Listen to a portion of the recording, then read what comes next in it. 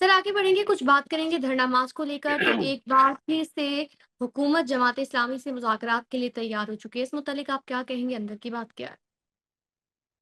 मैं जमात इस्लामी के धरने पे तो हम बात कर चुके हैं और मैं उस पे कुछ ज़्यादा बात नहीं करना चाहता। वो एक पॉज़िटिव धरना है, वो कोई हुकूमत गिराने तो नहीं आए, वो तो बात कर रहे हैं बिजली सस्ती करने की। लेकिन मैं ये ज़रूर बता सकता हूँ कि जो टास्क फ़ोर्स बनी है, अगले 10-15 दिन में बिजली सस्ती हो जाएगी।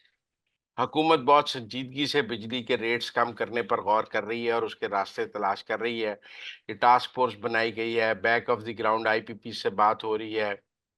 ये देखा जा रहा है कि वो जो आईपीपीज़ हुकूमती आईपीपीज़ हैं, स्टेट ओन्ड आईपीपीज़ हैं, उनके कैपेसिटी चार्जेस को ख़त्म किया जाए तो कहाँ से पैसे डाले जाएँ।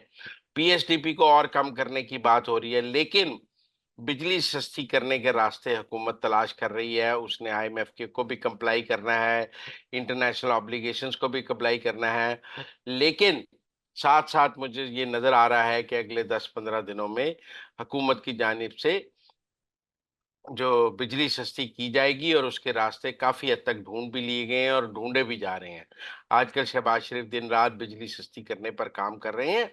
जमात इस्लामी का धरना अपनी जगह, गौहर एजाज़ की गुफ्तगू अपनी जगह, लेकिन शहबाज शरीफ बतौर हुकूमत इसको बहुत संजीदगी से ले रहे हैं और इसके रास्ते काफ़ी हद तक ढूँढ भी लिए गए हैं और मुझे उम्मीद है कि अगले 10-15 दिन में इस हवाले से कुछ खबरें सामने आ जाएँगी। सर आगे बढ़ते हुए आखिर में बात करेंगे तलबा तहरीक के मुतालबे पर बांग्लादेशी सदर ने असम्बली को तहलील कर दिया। इस मुतालिक आप क्या कहेंगे? अब क्या इसका इफ़ेक्ट होगा मौजूदा सूरत हाल देखें पर?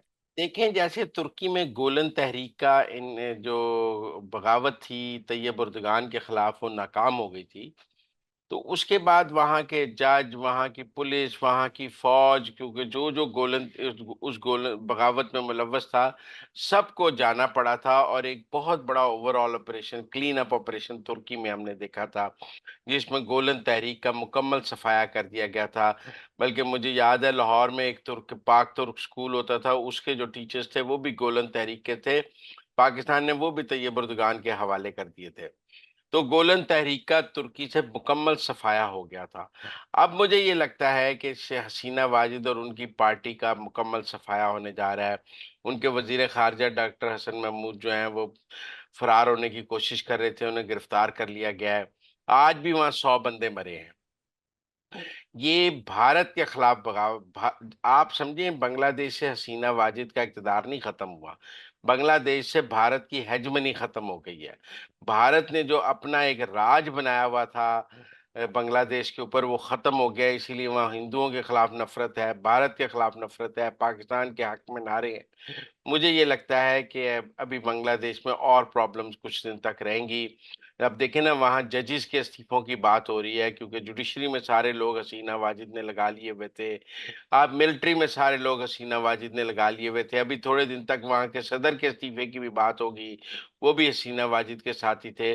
मुझे लगता है हसीना वाजिद का कोई भी साथी जो है वो अब बांग्लादेश में रह नहीं सकेगा और एक वहाँ ऑपरेशन क्लीन अप हसीना वाजिद और उनकी पार्टी का जारी है। ठीक हो गया तो नाज़रीन, ये थी आज के अंदर की बातें। आपसे मुलाकात होगी अगले प्रोग्राम में, तब तक के लिए हमें दीजिए इजाज़त। अल्लाह ने के बाद।